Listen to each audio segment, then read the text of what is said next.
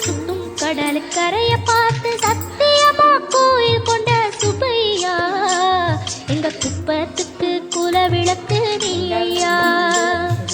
திருச்செந்தூர் ஆண்டவனே வேல் முருகா, தினம் உனக்கு நன்றி சொல்வோம் மால் மருகா. திருவடியில் தவம் இருப்போம் திருமுருகா.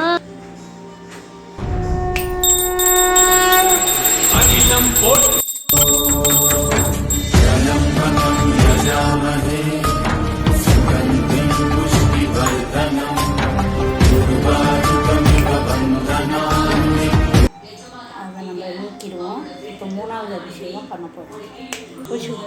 மூணாவது நம்ம அபிஷேக தூள் வச்சு பண்ண போகிறோம். விநாயகருக்கு அபிஷேக பிரியர், அதனால் நம்ம